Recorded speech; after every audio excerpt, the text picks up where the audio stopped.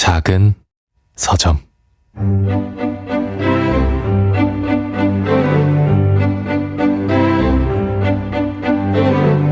안녕하세요. 작은 서점에서 장강명의 인생책 코너를 맡고 있는 소설가 장강명입니다. 작은 서점 유튜브 댓글에 김정숙 님이 남겨주셨어요. 와, 작은 서점 섭외력이 대단합니다. 추천책 따라 읽는 재미가 정말 좋아요. 애청해주시는 여러분 고맙습니다. 감사한 마음으로 매주 귀한 분 모시고 깊이 있는 책 이야기 나눠보겠습니다. 오늘은 신간 마지막 홍콩 배우 양조위를 펴낸 시네플레이 주성철 편집장님을 모시겠습니다.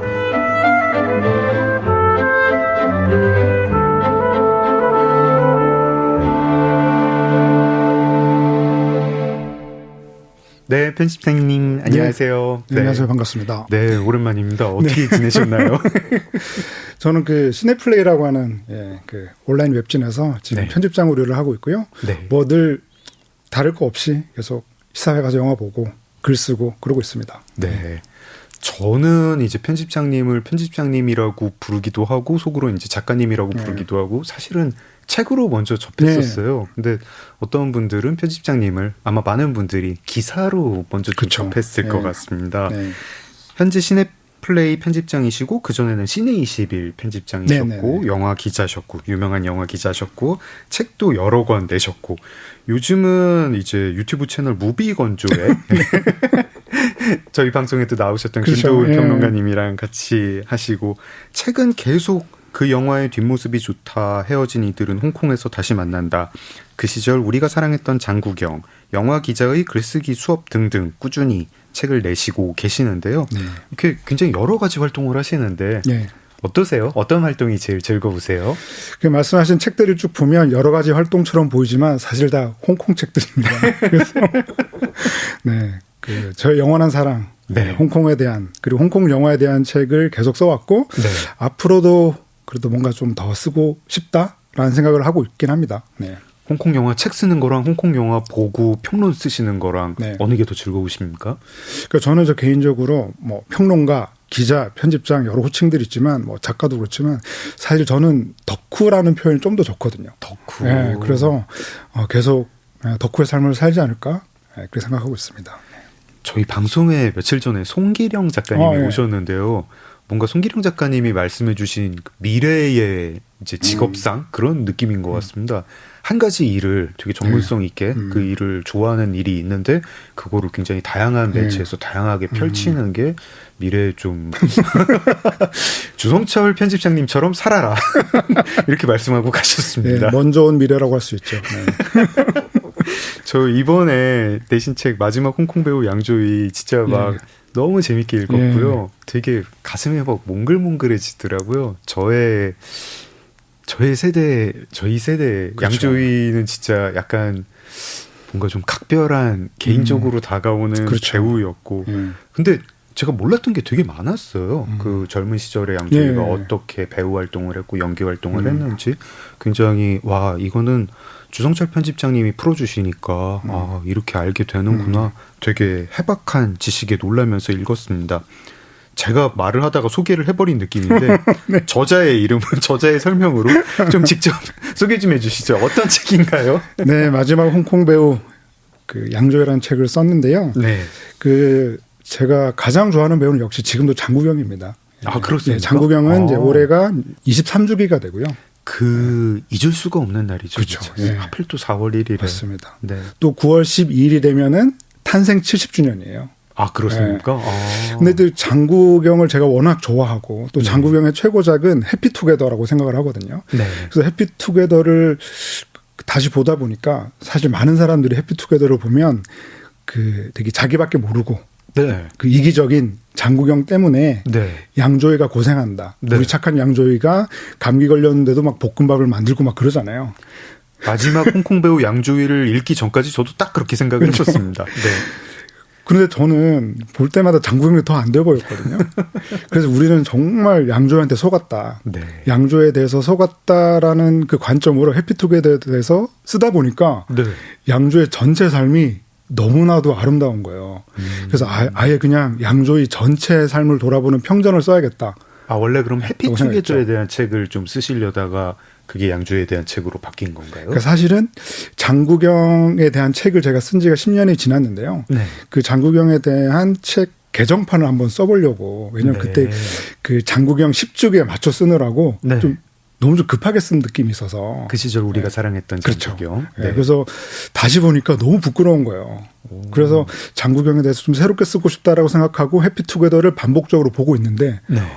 양조에 대해 쓰고 싶다. 그러면 내가 가장 사랑하는 영화 해피투게더의 두 주인공에 대해서 다 쓰게 되는구나. 네. 그렇게 생각을 하니까 뭔가 대단한 걸 한 것 같은 대단한 작업을 하는 것 같은 느낌이 저 스스로 들어서 방향 선회를 했죠. 이 배경 설명을 듣기 전까지는 뭔가 이 홍콩 배우 열전을 앞으로 쓰시려나 보다 이런 생각을 했거든요. 그래서 장구경을 먼저 쓰시고 양조위 쓰시고 이 다음에 누굴 쓰실까? 장만옥 쓰실까? 뭐 주윤발 쓰실까? 뭐 그걸 좀 여쭤보려고 하고 있었어요. 그런 계획은 있는 건 아닌가요? 예, 그런 계획은 없고요. 그러니까 이런 거죠. 그 개정판 같은 경우는 사실 최근에 작가님께서 벽돌책에 대해 쓰셨잖아요. 네. 장구경으로 벽돌책을 쓰고 싶다. 라는 생각을 한 거죠. 히치콕 뭐 이런 그쵸. 그 책처럼. 히치콕, 스티브 잡스. 사실 장구경을 가지고 할 수 있는 얘기가 진짜 많을 것 같아요. 예. 홍콩에 대해서도 얘기할 네. 수 있고 아예 홍콩하고 상관없는 뭐 이제 뭐 젠더 문제라든가 그렇죠. 이런 얘기도 그렇죠. 할 그렇죠. 수 있고 한국 젊은이들에게 어떻게 보였는지 얘기할 수도 있고. 맞습니다. 예. 아, 그렇군요. 그 작업은 그럼 계속 준비를 하시는 거죠? 그죠. 그런 작업을 조금씩 해 나가던 가운데 네. 양조에 대해서 한번 정리를 해야겠다라는 생각을 해서 이번 책을 쓰게 된 거죠. 아, 메인 프로젝트는 진행 중이시고, 근데 이렇게 사이드 잡이 부산물이 이렇게 굉장히 뭐랄까 좀 감명 깊게 다가와가지고 부산물이라는 걸 알게 되니까 약간 더 위축이 되네요. 아, 누구는 부산물로 막 이런 책을 쓰는구나. 저 책에 대해서 궁금한 게 하나 있습니다. 네. 제목이 일단 궁금한데요. 예. 양조위가 왜 마지막 홍콩 배우인가요? 홍콩 이제 영화 안 나오나요? 그래서 사실 지금 가장 후회하고 있는 게 제목입니다. 아, 그래요? 사실 그렇잖아요. 이렇게 한번 느낌이 있는데. 한번 쓴 책 제목을 바꾸기 힘들잖아요. 네. 그 사실 제가 책에도 이제 프롤로그에 썼지만 그 일대종사에 비유해서 네. 일대종사에 그런 얘기가 나오거든요. 그러니까 대결의 끝에는 수직과 수평뿐이다. 네. 예. 진 사람은 누워서 수평이 되고 이긴 사람은 서서 이제 수직이 되는데 그 홍콩 영화의 마지막까지 수직으로 서 있을 사람은 유일한 사람이 바로 양조위다라고 생각을 해서 마지막 홍콩 배우 양조위 제가 생각해도 너무 멋있는 거예요. 되게 멋있어요. 그런데 막상 그렇게 쓰고 났더니 네. 사실 제가 좋아하는 다른 배우들도 여전히 있고 마치 2046년이 되면은 홍콩 영화 다 끝날 것처럼 얘기를 하는데 사실 2046년이 되려면 아직 한참 멀었거든요. 네. 그러니까 만약에 이 책을 만약에 이제 양조위 배우에게 전달했을 때 이 제목을 보면 안 좋아할 것 같은 거예요. 네. 중국어판은 제목을 좀 바꿔가지고 내면 어떨까요? 그래서 그냥 담백하게 그냥 홍콩 배우 양조위라고 해도 되는데 내가 왜 굳이 마지막이라는 표현을 썼을까라는 거에 대해서는 사실 지금 이제 이미 나온 책이기 때문에 수정할 수 없잖아요. 아, 근데 되게 느낌이 있습니다. 이게 이 제목을 들으면은 홍콩 배우들만 싫어하지 다른 사람들은 다 느낌이 있다. 이게 그렇죠. 홍콩 영화가 이제 끝이다라는 선언이 사실 밑에 깔린 거잖아요. 그러니까 그렇죠. 이제 홍콩 영화인들은 조금 기분이 어떨지 모르겠지만 이 책 안에서도 좀 얘기를 하시고 홍콩의 어떤 문화가 분명히 일단락이 그렇죠. 됐고 전성기는 저희들이 맞습니다. 지나갔다고 이미 거기에 대해서는 다들 동의하고 그리고 그 전성기가 지나간 거에 어떤 정치 사회적 배경이 있고 그래서 마지막 홍콩 배우 양조위 하니까 그 진단도 맞는 것 같고 양조위도 홍콩의 끝에 걸쳐 있는 끝과 끝 이후에 걸쳐 있는 배우로서 이렇게 느낌이 다가와서 좋았지만 역시 제목 역시 부산물이었다. 정확합니다. 알겠습니다. 장강명의 인생책 시네플레이 주성철 편집장님과 함께하고 있습니다. 저희 프로그램이 게스트에게 인생책을 3권 정도 골라달라고 부탁을 드리고 그중에서 한 권을 제가 읽고 2부에서 집중적으로 이야기를 나누는데요. 뭐 기대했던 바대로 3권 전부 다 홍콩에 대한 책으로 골라주셨습니다. 장하이링의 새끼, 존 파워스가 왕가위를 인터뷰한 책 왕가위, 그리고 찬욱계이의 13.67. 13.67 저 너무 좋아하는 책인데 네. 입 밖으로 발음을 해보는 게 처음이에요. 이거 어떻게 읽죠? 13.67이라고 읽나요? 13.67이라고 읽나요? 그냥 습관적으로 1367 이렇게 1367. 1367. 네. 네. 1367 이렇게 세 권을 네네네. 골라주셨습니다. 세 권이 다 홍콩과 관련이 있고요. 평소 독서도 혹시 홍콩 관련 책을 좀 비중이 높은가요? 그렇죠. 상당히 높죠. 그래서 이렇게 도서 온라인 구매 사이트에 들어가서 주기적으로 홍콩이라고 쳐봅니다. 그럼 이제 가끔 이제 신간들이 뜨거든요. 네. 한 3, 4개월에 한 번씩 주목할 만한 신간들이 떠요. 네. 그러면 이제 뭐 클릭도 안 하고 일단 구매부터 하죠. 네, 그냥 뭐 가이드북이든 뭐든 간에. 그거는 이제 홍콩의 어떤 대중문화에 대한 책 혹은 뭐 문화에 대한 책이 아니라 홍콩 이제 뭐 정치 문제 나오는 뭐 그런 그쵸. 책들도 네. 그래서 얼마 전에 아닌가 한 작년인가요? 청킹 맨션의 보스는 알고 있다. 라는 책도 나왔던데요. 그렇죠. 네, 무슨 책인지도 모르고 일단 샀습니다. 일본 인류학자가 그렇죠. 청킹 맨션에 가가지고 살면서 거기에 탄자니아 난민들을 인터뷰를 해가지고 쓴 책이죠. 그 책도 사실 송기령 작가님의 인생 책이거든요. 송기령 작가님 편이랑 이렇게 이어서 들으면 좋겠습니다. 재밌게 읽었습니다. 청킹 맨션의 보스는 알고 있다. 그러면 저희는 2부에서 집중적으로 1367을 이야기해 보도록 하고요. 1부에서는 새끼와 왕과이 이야기를 해보겠습니다. 먼저 새끼.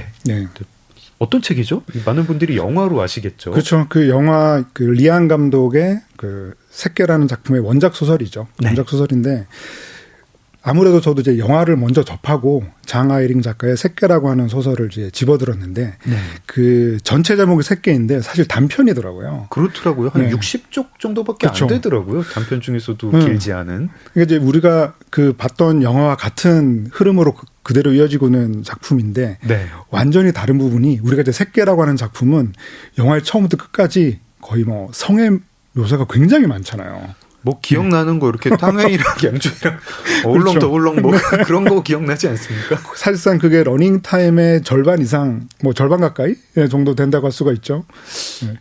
저의 주관적 기억 속에서는 러닝 타임의 80%쯤 되는 것 같습니다. 그렇죠. 기억이 그거밖에 안 나요. 정말 희한하게 그렇게 느끼게 돼요. 그래서 이제 어쨌건 그 작품의 원작 소설 읽고 싶다라는 생각이 들어서 펼쳤는데 그런 묘사가 하나도 없는 거예요. 그렇더라고요. 그런 묘사가 하나도 없고 더군다나 그 이제 친일파 양조위가 연기하는 이라고 하는 캐릭터는 우리가 보고 있는 우리가 알고 있는 양조위하고는 굉장히 거리가 먼 굉장히 뭔가 초라하고 뭔가 좀 외모도 완전히 다른 사람이어서 왜 리안 감독이 이 장아이링의 원작을 이렇게 바꿨을까? 이 그 왕치아즈, 그러니까 탕웨이가 연기하는 왕치아즈 어떤 심리를 이런 식으로 펼쳐놓은 게 아닌가라는 생각이 들어서 굉장히 흥미롭게 읽었던 작품이었습니다. 되게 저는 사실 이번 방송 준비하느라고 그 장아이링 작가님의 원작을 읽었는데 찾아 읽었는데 이상한 경험이었습니다.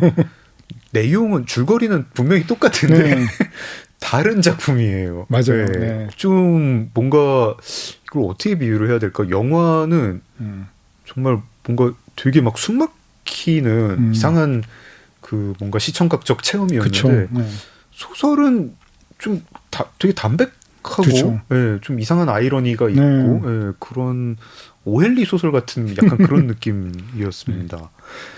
그러니까 이제 그 작품을 본 사람들이 많이 하는 질문이 그거거든요. 왕치아즈는 실제로 이를 사랑했을까? 뭐 이런 질문들 많이 던지셨는데 사실 소설을 보면 왕치아즈가 이라는 남자에게 좀 빠져 있었다. 완전히 빠졌다.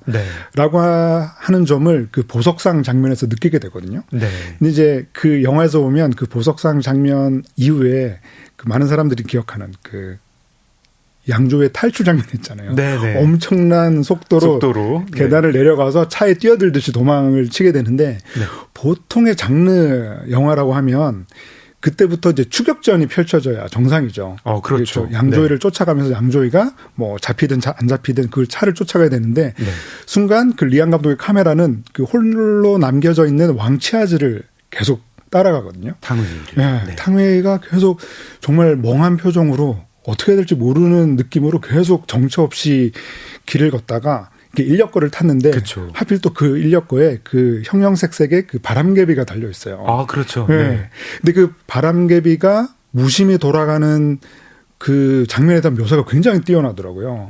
근데 리안 감독의 영화에서도 보면 그 왕치아즈가 이제 인력거를 타고 왕치아즈의 테마가 쭉 흐르면서 그 바람개비를 보는 장면의 느낌이 굉장히 좋았거든요. 네. 그래서 그 리안 감독과 장 아이링이 좀 그 지점에서는 좀 통하는 지점이 있지 않았을까라는 생각이 들어서 네. 굉장히 깊은 인상을 남겼습니다.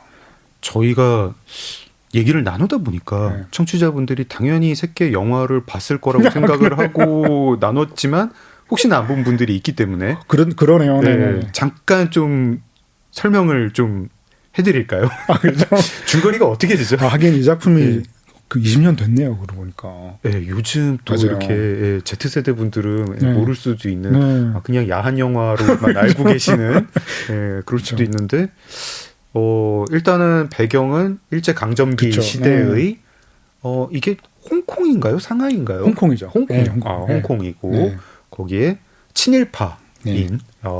정말 악독한 친일파죠. 그렇죠. 네, 정말 악독한 친일파인 이라는 사람이 있습니다. 이 사람을 이제 그 홍콩의 우국 지사들이라고 해야 될까? 젊은이들이 얘는 제거해야 된다. 결의를 하고 있고 그들은 또 근데 이게 참 영화 안에서 굉장히 의미심장하게 묘사가 되는 게 그들이 연극 배우들이죠. 그렇죠. 연극 배우죠. 네. 그래서 그 중에 한 명이 편집장님도 좀 설명 좀 해주세요. 네, 제가 이렇게 기억이 잘 안 납니다. 네. 이제 이어서 하려고 해요.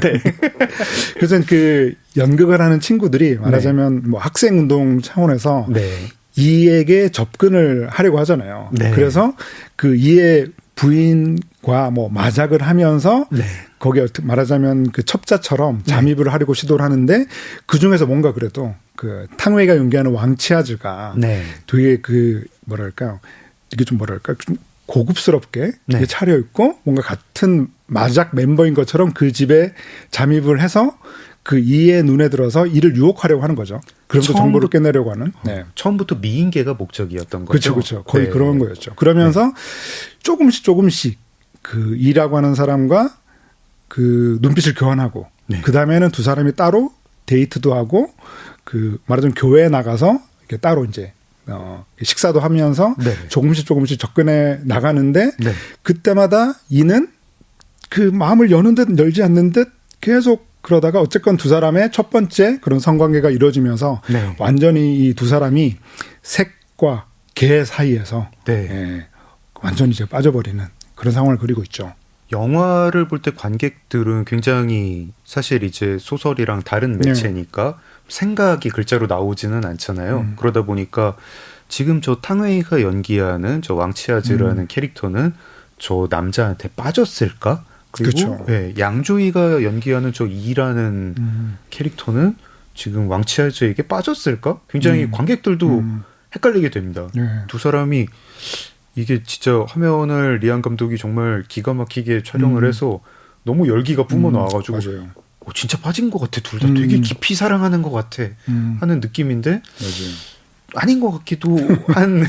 그렇죠. 네. 영화에서 그런 묘사들이 굉장히 탁월한데요. 네. 저는 핵심은 거기 있는 것 같아요. 그러니까 그 몇 년 전에 뭐 여러 기관에서 이런저런 설문조사를 하겠지만 네. 중국 본토 사람들이 가장 좋아하는 작가는 그 아큐 정전을 쓴 그 루신이고 네.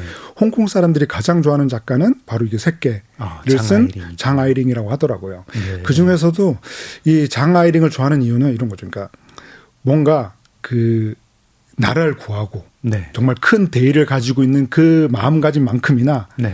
누군가에게 0.1초 만에 반해서 네. 내가 가지고 있는 가치관이나 모든 것들을 다 버릴 수 있는 거 아니에요. 네. 그러니까 이제 그런 순간적인 그 사람의 어떤 마음의 변화라던가 네. 어떻게 보면 굉장히 깃털처럼 가벼운 마음도 알고 보면 그 누군가의 대의보다 더 높을 수 있다라는 그 얘기를 많이 했다고 하는데 저는 그게 어떻게 보면은 홍콩 사람들이 저런 걸 좋아하는구나.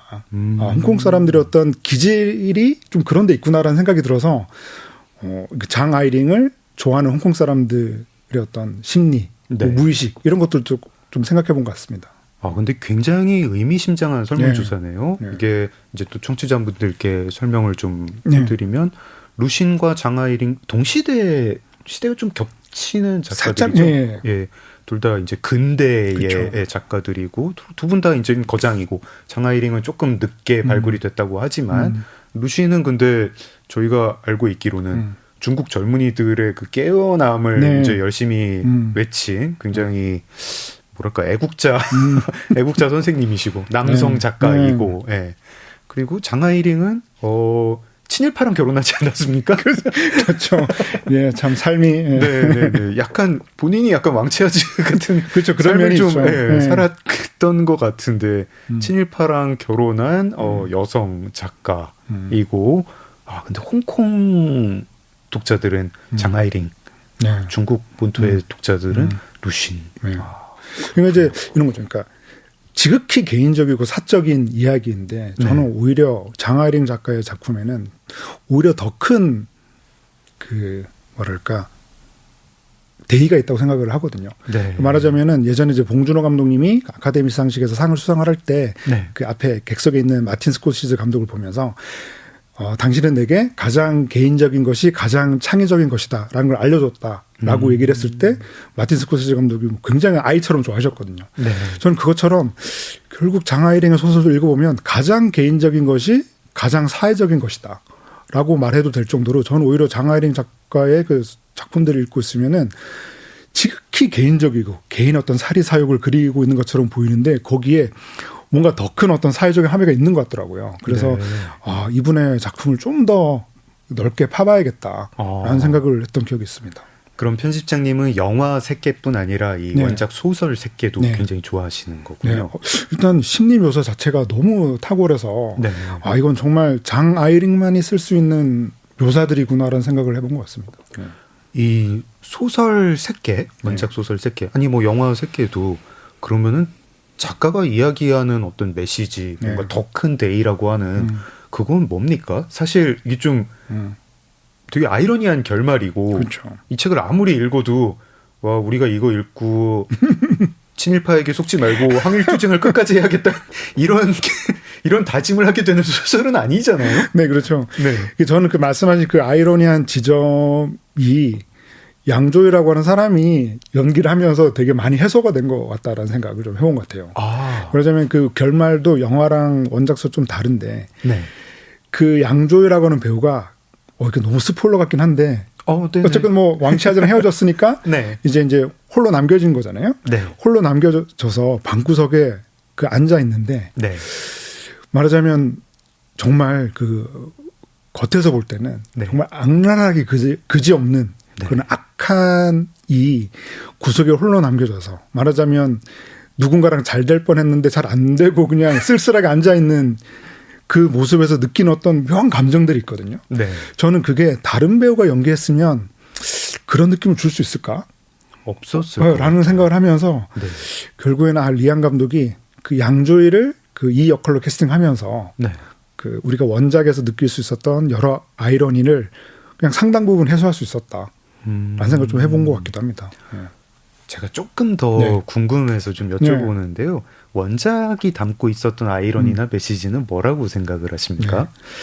격변하는 사회 속에서도 어쨌건 그 어떤 순간에도 내 개인의 감정, 욕구가 중요하다라는 얘기를 하려고 했던 것 같아요. 그 장하이링 작가에서는 그분이 살아온 어떤 삶의 궤적 자체가 어떤 자신이 이끄는 대로 뭐 가고자 하는 대로 늘 갔던 분이기 때문에 저는 그런 점들이 말하자면 그 홍콩을 예를 들면 홍콩의 운명, 홍콩의 삶, 홍콩 사람들의 어떤 많은 것들은 이미 정해져 있다. 홍콩 사람들은 시한부 인생을 살고 있다라고 다들 체념하고 있을 때 그럴 필요 없다. 매 순간 자신의 감정에 충실하면서 살아라. 그게 결코 나쁜 게 아니다. 라는 것을 조금 주지 않았을까?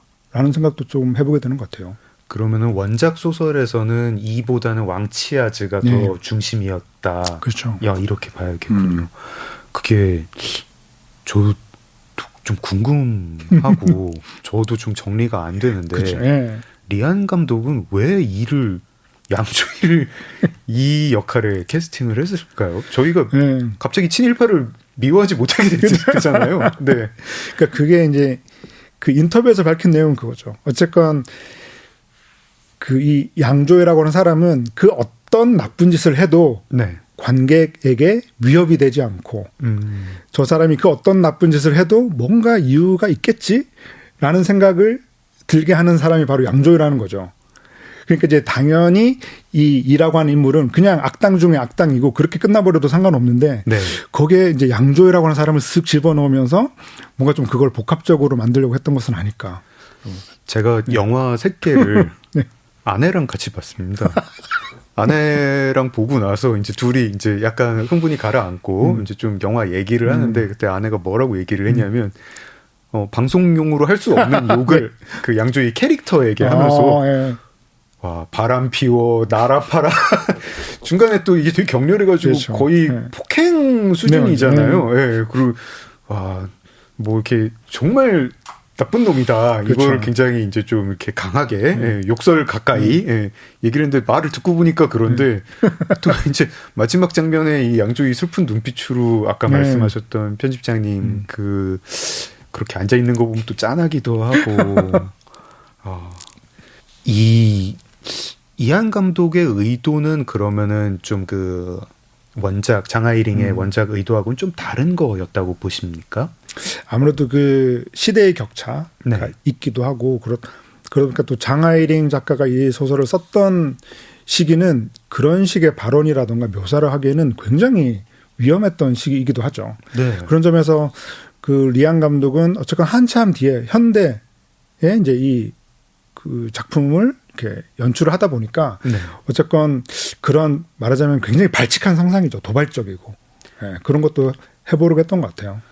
지금 아마 한국에서 뭐 친일파가 이 정도 캐릭터로 묘사가 되는 어떤 작품이 나오면 저희가 소화를 좀 하기 어려울 것 같아요. 네. 네. 그러니까 리안 감독 자체가 그 미국에서 만든 아이스톰이라던가 여러 작품들도 사실은 굉장히 그 도발적인 상상력의 작품들이 많거든요. 그러니까 어떻게 보면은 그 미국 중산층 가정에 속해 있지 않은 대만 출신으로 미국으로 유학을 가서 미국에 아예 정착하기로 마음 먹은 사람이 그런 미국 중산층 가정을 회집어 놓으니까 거기서는 묘한 쾌감 같은 게 있거든요. 그랬던 사람이 이제는 또 다시 중화권으로 넘어와서 그런 작품을 만든다고 하는 것도 되게 놀라운데 그 어쨌건 이런저런 그 압력도 있고 이런 작품을 만들었을 때 받게 되는 어떤 비판들도 있을 거 아니에요. 실제로 새끼는 그 공개가 됨과 동시에 이 탕웨이는 중국 본토에서 작업을 할 수 없게 돼버린 거고. 그러니까 사실 그런 것들 금기시되고 이런 것들을 알면서도 좀 과감하게 도전해보고 싶었던 것이 아닐까. 라고 생각을 해보는 거죠. 참 인상은 선해 보이시는데 리안 감독님 진짜 대단한 분 같아요. 브루크백 마운틴이 인조 약간 대명사 같은 느낌이잖아요. 네. 그런 걸 또 어떻게 동양 감독이 서부를 배경으로 그런 영화를 만드는 것도 참 대단하다 싶습니다. 그래서 근본적으로 이런 작가나 예술가들은 어쨌건 그런 금기시되는 것을 한번 건드려보고 금기시되는 것을 좀 뛰어넘어 보려고 하는 그런 본능 같은 게 있나? 라는 생각도 좀 해보게 됐죠. 이쯤에서 그 양조위의 선한 눈빛, 저희 이제 방송 시작할 때도 잠깐 나왔던 사람을 홀리는 선한 눈빛에 대해서 좀 이야기를 해보고 싶습니다. 아마 리안 감독도 그 양조위를 약간 도구처럼 양조위라는 배우를 도구처럼 캐스팅을 해가지고 이 역할을 맡기면서 이제 관객들에게 어떤 효과가 나기를 이제 기대를 했을 텐데 사실은 새끼는 그런 면에서는 그 의도가 되게 뻔히 보이는 영화였는데 해피투게더 같은 경우에는 몰랐어요. 몰랐고 이 마지막 홍콩 배우 양조위에서 편집장님이 어쩌면 모든 관객들이 평생 양조위에게 속았다. 여러 영화에서 양조위를 다르게 보게 하는 그런 말씀을 해주셨는데 조금 설명해 주시죠. 그러니까 지금 그 해피투게더에 대해서 설명하는 수많은 뭐 짧은 글이나 줄거리 소개 같은 경우도 대부분 그런 거예요. 그러니까 이 두 사람이 다시 시작하기 위해서 그 홍콩의 그 중국 반환을 얼마 놔두지 않은 상황에서 이제 홍콩을 떠나서 홍콩의 완전 반대편에 있는 부에노스아이레스로 가게 되는데 이 두 사람이 그 어떻게 보면은 그 관계 위기 속에서 다른 지역으로 여행을 하면서 관계를 회복하려고 한 거죠. 근데 사실은 표면적으로 보면 그 장국영이 그 연기하는 보영이 굉장히 신경질적이고 네. 좀 제멋대로고 반면에 그 양조위가 연기하는 요휘라고 하는 캐릭터는 뭐 이렇게 다 감싸 안아주고 네. 뭐 시키면 시킨 대로 다 하고 네. 그리고 두 사람이 울고 장국영은 일을 안 하고 계속 집에만 있는데 네. 또 계속 어쨌건 생계비를 버는 사람은 그 양조위란 말이죠. 네. 그런 점에서 이 두 사람의 어떤 관계가 그 좀 공정하지 못하다라는 네. 시선으로 이 영화를 많이 봐 오셨는데 제가 볼 때는 보면 볼수록 이건 누가 봐도 영화 속에서 되게 단서들이 많아요. 그러니까 일단은 양조위는 아버지 회사에서 돈을 횡령해서 네. 그 도피란 거거든요. 일종의. 그 도피를 해서 홍콩에 있을 수가 없었고 그 장국영 입장에서는 따라가지 않아도 돼요. 그런데 굳이 따라간 거란 말이죠. 오히려 네. 상대를 위해서 제일 큰 희생을 그렇죠. 한 건 장국영 캐릭터였고 네. 오히려 이제 희생을 한 거고 네. 그리고 가장 유명한 대사가 그거잖아요. 우리 다시 시작하자. 네. 라는 표현인데 사실 그 표현을 할 때 그 두 사람의 어떤 관계나 표정 같은 것들을 보면 참 이런 표현을 쓰기 좀 그랬습니다만 그 좀 삐쳐 있는 네. 상대의 마음을 좀 되돌려 놓기 위해서 살짝 마음에도 없는 말을 하는 느낌도 좀 있거든요. 저는 네. 그거를 장국영의 표정을 볼 때마다 느껴요. 그 말을 하지 않으면 다시 시작하자라는 말을 하지 않으면 양조위의 마음을 풀 수 있는 방법이 없기 때문에 늘 그런 말을 굉장히 힘겹게 꺼냈다라고 좀 생각을 하는 것도 있죠. 네. 그리고 또 중요한 단서는 여기서 그 양조위가 손버릇이 안 좋아요. 네. 병을 깨는 장면도 있고. 편집장님이 써주시기 전까지 몰랐어요. 그리고 또 막 칼도 막 이렇게 네. 막 던지고 막 이렇게 돌리고 하거든요. 근데 그때 그 장국영 표정을 보고 있으면은 사귀면 안 되는 남자더라고요. 제가 볼 때는 정말 사귀면 안 되는 정말 그런 네.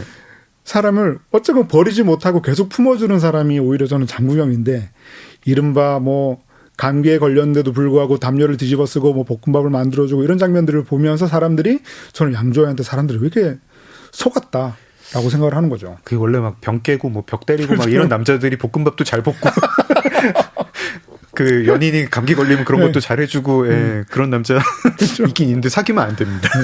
그래서 저는 이제 해피투게더를 한번 다시 보시라. 네. 제가 드린 말씀입니다. 예. 해피투게더뿐 아니라 저 중경삼림을 제가 3번을 봤는데 양조위가 플레이보이라는 사실을 마지막 홍콩 배우 양조위를 읽고 알았어요. 그렇죠. 네, 중경삼림을 그냥 이렇게 보면은 양조위 꼭 이렇게 헤어진 연인을 못 잊어가지고 있는 것 같고 그냥 이렇게 좀 둔한 남자인 것 같은 그리고 순해 보인 남자인 것 같은데 알고 보니까 시작부터 나는 그렇죠, 시작부터. 상공 몇만 피트에서 스튜어디스를 꾸셨다. 요즘은 이제 스튜어디스라는 말도 안 쓰지만 승무원을 유혹했다. 이렇게 시작을 하는 아주 시대의 플레이보이더라고요. 그죠. 굉장히 그 플러팅의 귀재예요. 네. 그 양조위가. 그러니까 양조위 어떤 특유의 표정이라던가 좀 머뭇거림의 미학. 뭐 이런 그런 것 때문에 우리가 좀 굉장히 속는 편이지 사실은 굉장히 플러팅의 귀재라는 거. 알고 봤더니 그 일부의 금성무가 바보고 그렇죠. 오히려 좀 어떻게 여자를 유혹해야 되는지도 모르고 그런 결심 바보만 할 수 있는 거 아닙니까? 이렇게 뭐 다음번에 들어오는 여성을 유혹하기로 했다. 그렇죠. 이런 거 누가 들어올지 그래서 이제 이 모든 것들을 종합을 해보면 하나하나 뜯어보면 양조위는 되게 막 플러팅도 잘하고 그리고 막 되게 의외로도 폭력적인 면도 있고 한데 다 보고 난 다음에 전체적으로 생각해보면 그런 느낌이 전혀 안 들거든요. 전혀 안 들어요. 우리는 왜 이렇게 매번 분명히 그 연출자들이 단서를 던져주는데도 왜 우리는 양조위가 한없이 착하기만 하고 망설이기만 하고 머뭇거리기만 하고 그런 캐릭터로 받아들이게 되는 걸까 생각해 본 거죠. 그 얘기를 두 번째 편집장님의 두 번째 인생책인 왕과의에서 계속 해보겠습니다. 이쯤에서 노래 한 곡 들어보고 싶은데요. 어떤 노래 들을까요? 네, 제가 가장 좋아하는 홍콩 영화이자 가장 좋아하는 세계 영화이기도 한데요. 바로 그 왕가의 감독의 해피투게더의 터틀스의 해피투게더 듣겠습니다.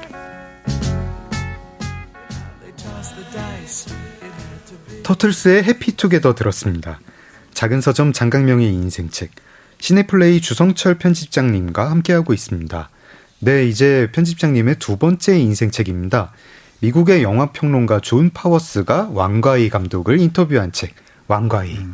이게 뭐 스토리가 있는 책은 아닌 거죠? 네, 그렇죠. 인터뷰집이죠. 네. 그 인터뷰집인데 그 이 책을 꼭 사보시라, 소장하시라라고 말씀드리는 이유는 네. 이 책이 굉장히 판형도 크고 네. 두꺼운 책인데요.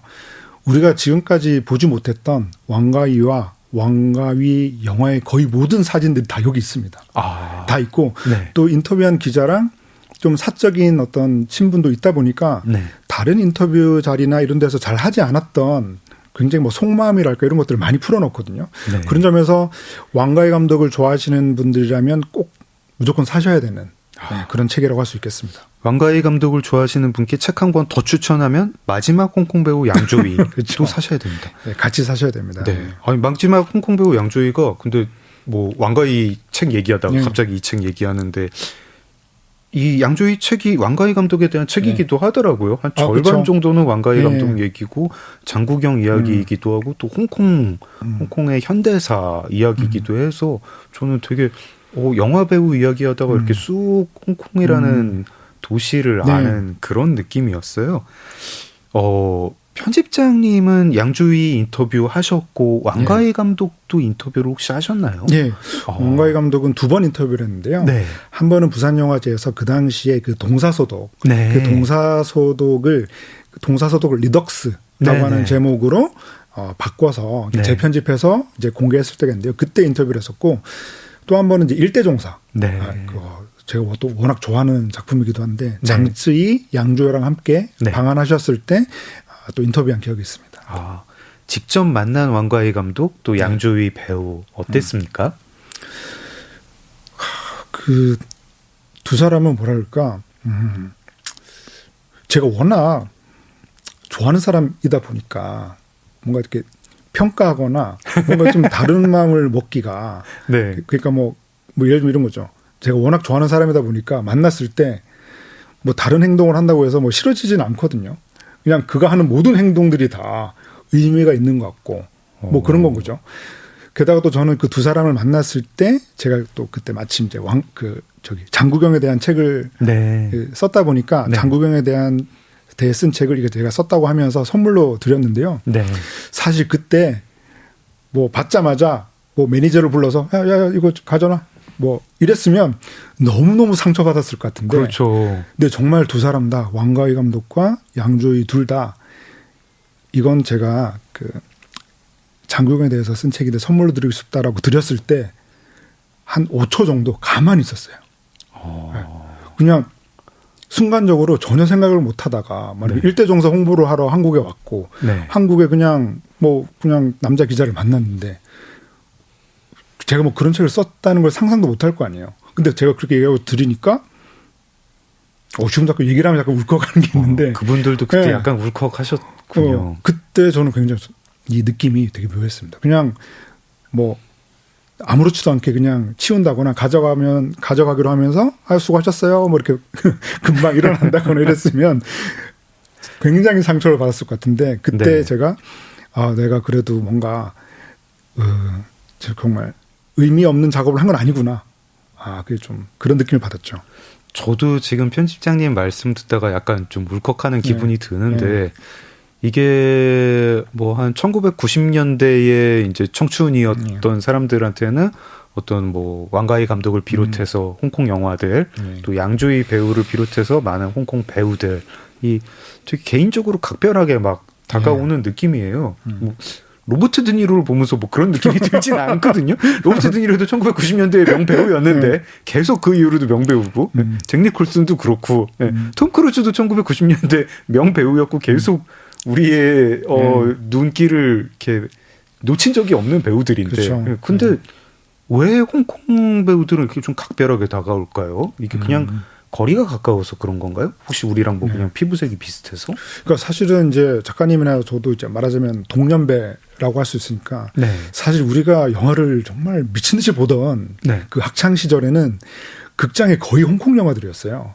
그 통계적으로 보면 지금은 헐리우드 영화가 거의 대부분이고 가끔씩 뭐 다양성 영화들이 있는 수준 혹은 뭐 아시아 영화나 뭐 그런데 그때는 거의 60대 40으로 미국 영화와 홍콩 영화가 극장가를 완전히 거의 양분하고 있었어요. 아, 홍콩 영화가 그렇게 비중이 높았나요? 그렇게 비중이 높았어요. 그러니까 예를 들면은 그 추석, 뭐 설 이럴 때 보면 뭐 성룡 영화는 무조건 기본이고 지금은 사실 그 한 몇 년 전만 해도 한국 영화가 많이 만들어질 때는 한국 영화 3파전 뭐 이래가지고 뭐 CJ 영화, 뭐 롯데 영화, 쇼박스 영화, 혹은 뭐 뉴 영화 이렇게 3-4편이 명절에 꼬박꼬박 그 개봉을 하다가 지금은 명절 때 한국 영화 겨우 한 편 개봉하는 수준이잖아요. 그때 한국 영화 3파전 할 때 추석 영화 하나는 꼭 가문의 영광 시리즈고 맞아요. 조폭 코미디. 네. 그렇죠. 근데 저 예전 자료들을 보면은 추석이나 뭐 설 때 홍콩 영화가 무조건 3편, 4편 개봉을 했었어요. 성룡 영화 하나가 있고. 성룡 영화 하나, 주인발 영화 하나, 이도카 영화 하나. 뭐 이런 식으로. 그러니까 그 정도로 그때는 극장에서 볼 수 있는 영화가 그 헐리우드 영화 아니면 홍콩 영화였던 시절이다 보니까 그만큼 우리는 홍콩 영화 우리에게 너무 익숙했던 거고 또 하나는 그때는 홍콩 스타들이 한국에 오면 예능 프로그램에 무조건 출연했어요. 거의 매주 출연했거든요. 요즘으로 치면은 홍콩 배우들이 뭐 런닝맨에도 나오고 라디오 스타에도 나오고 뭐 이런 식으로 거의 모든 프로그램에 나오던 때다 보니까 우리에게 너무 친숙했던 존재들이라 뭐랄까 어느 날 제가 그런 생각도 해봤거든요. 그 아내를 모자로 착각한 남자라는 책이 있잖아요. 그것처럼 섹스의 생각하니까 저의 삶이 그 홍콩 영화를 한국 영화로 착각한 남자 정도 되겠더라고요. 그만큼 익숙했죠. 말씀을 들으니까 그게 홍콩 영화의 비중이 그렇게 높았고 홍콩 영화가 한국 대중문화에 미친 영향도 컸겠구나 하는 생각이 들면서 또 약간 이런 생각도 듭니다. 그러니까 정작 또 이제 1990년대부터 지금까지 활동하는 한국 배우들이 있잖아요. 뭐 한석규 배우분이라든가 뭐 최민식 배우님 뭐 등등등 뭐 김혜수 뭐 등등등 수없이 이름을 들 수 있는데 그 이제 명배우들이시죠. 근데 그분들이랑 저의 청춘이 결부된 것 같은 그런 느낌은 안 드는데 뭔가 홍콩 영화 특유의 어떤 그런 정서가 있었을까요? 세기말 정서라고 해야 될까? 그런 게 있었을까요? 그러니까 묘한 울분 같은 게 좀 겹치는 것 같아요. 아, 울분. 네, 말하자면은 그때 그 우리 때의 중고등학교 울분이라고 하니까 확 와닿아요. 정말 생각하기 힘든 시절이었잖아요. 근데 그때 한국 영화들이 그런 우리의 어떤 그 결핍이라던가 울분을 해소시켜줬냐? 라고 생각해보면 전혀 없거든요. 그렇지 않았죠. 그냥 저의 개인적인 기억만 놓고 봐도 그런 거죠. 극장에서 볼 수 있는 한국 영화라고 하면 대부분은 성인 영화들이었어요. 뭐 그렇죠. 변강세 이전에 그렇죠. 한국 영화들은 그때는 많은 한국 영화들이 내가 볼 수 없는 18세 그 영화들이어서 볼 수가 없었고 볼 수 있는 한국 영화들은 전부 영구와 땡칠이 뉴의 그런 이른바 우리가 아동 영화로 불리는 영화들이었기 때문에 우리는 극장에서 우리말로 된 우리의 기분을 위로하는 영화를 전혀 볼 수가 없었거든요. 그때 우리를 채워준 게 다 홍콩 영화들이었죠. 가끔 무슨 이제 뭐 사회 문제를 이제 건드리면서 뭐 울분을 얘기하는 그런 한국 영화들은 있었는데 뭐 이제 뭐 예술 영화 중에서도 있었고 상업 영화 중에서도 있었는데 그걸 보면서 또 약간 내 얘기는 아닌 것 같다. 이런 생각도 좀 했었습니다. 그러니까 그때 제가 극장에서 그냥 즐기면서 본 유일한 한국 영화는 장군의 아들 1편 말고는 없었어요. 정말로. 수많은 홍콩 영화가 나왔고 그 영화들을 감독한 연출자들도 있었는데 왕가인은 그중에서 좀 어떤 존재입니까? 특히 편집장님께는 어떤 존재인가요?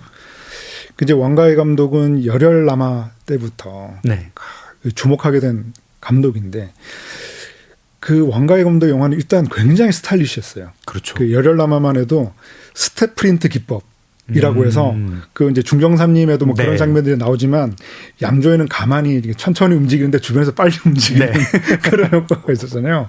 그 중경삼님 도입 후에서 막 금성무가 막 중경 빌딩 앞을 뛰어갈 때도 그런 기법들이 쓰였는데 그런 스텝 프린트 기법이나 이런 것들이 그 당시 굉장히 스타일리시하게 이후 한 5년 정도 한국 영화 드라마에서 지겹게 보게 됩니다. 저희가 모두가 다 왕과이를 따라하던 시절이 있었죠. 그런 모든 것들이 묘하게 우리 세대와 되게 잘 어울렸던 거죠. 잘 어울리면서 이런 거죠.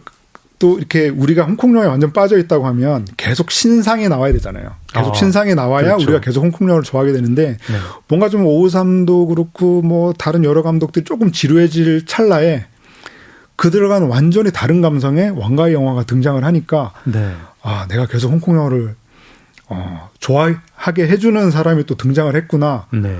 근데 그 뒤에 뭐 아비정전이라던가 뭐 중경삼림 같은 작품들을 보면 물론 개봉 당시에는 흥행도 뭐 아주 잘 된 건 아니긴 하지만 뭔가 그 영화들을 보면서 어쨌건 저도 조금씩 성장해 나갔다고 하면 그런 영화들이 저와 그냥 거의 뭐 평행해서 네. 같이 성장한 느낌을 주었기 때문에 네.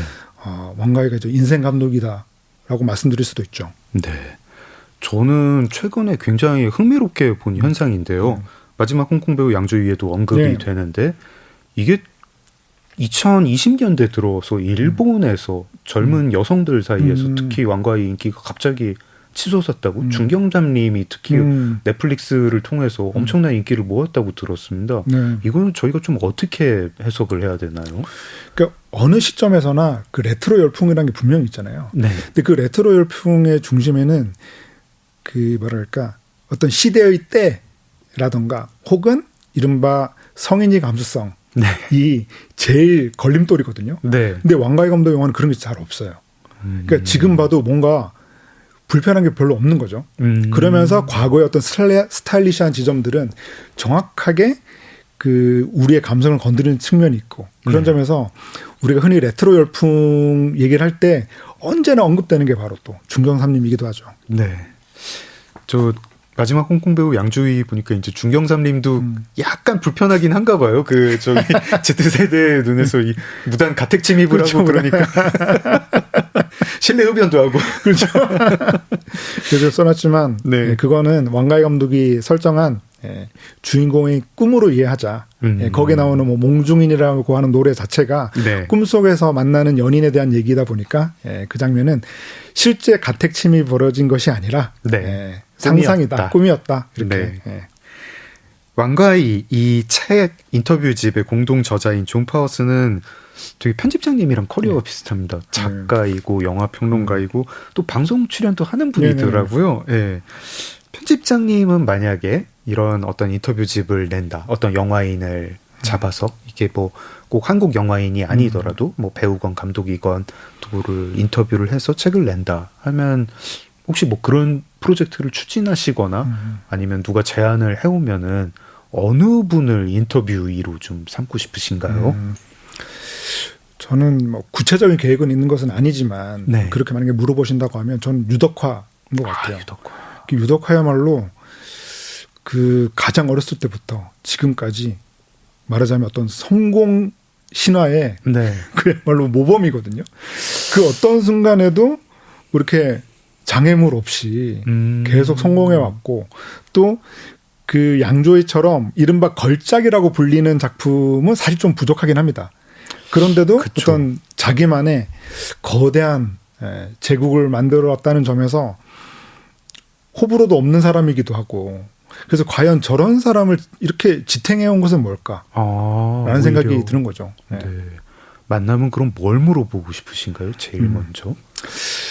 그 왕가이랑 다시 하고 싶은 생각은 없습니다. 왜냐하면 네. 사실 왕가이 감독은 유덕화를 굉장히 좋아했고 네. 열혈남아에서 어떤 느낌이 좋았기 때문에 계속 유덕화랑 작업해야겠다는 생각은 있었어요. 네. 근데 유덕화는 뭐 아시겠지만 워낙 바쁜 사람이거든요. 네. 뭐 가수로서 콘서트 일정도 빡빡하고 그리고 출연하는 영화의 편수도 굉장히 많은 말하자면 어떤 제2의 전형이라고 해야 되나? 그 성향이 왕가이 감독식의 언제 끝날지 모르겠는 영화 연출 사막에 데려다 놓고 막 3년 네. 4년 막 있고 막 이런 예, 그거는 못하겠다. 그러다 보니 아비정전을 끝으로 다시 두 사람이 만난 적이 없어요. 네. 그러다 보니까 아직 사실 따지고 보면 아직 두 사람이 너무나 현역으로 활동하고 있기 때문에 저는 이제 왕가이와 유덕화의 어떤 합작품 같은 것도 한 번쯤 있으면 좋지 않을까.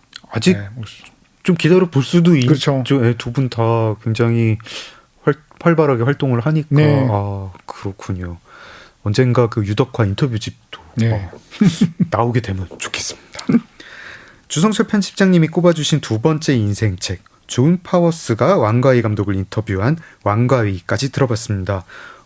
시간이 그냥 뭐 후딱 지나갔습니다. 1부를 여기서 마무리하고 내일 2부에서 뵐 텐데요. 마무리하는 노래 어떤 거 들으면 좋을까요?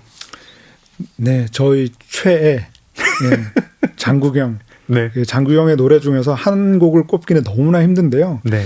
장국영의 그 인기를 완전히 확고하게 만들어준 노래가 하나 있습니다. 네. 바로 모니카. 작은 서점 장강명의 인생책, 시네플레이 주성철 편집장님과 함께했습니다. 내일 2부에서도 이야기 이어지니까요. 많은 관심 부탁드립니다. 편집장님 감사합니다. 네, 감사합니다. 네, 저도 여기서 물러가겠습니다. 장국영의 노래 모니카 듣겠습니다. 지금까지 소설가 장강명이었습니다. 감사합니다.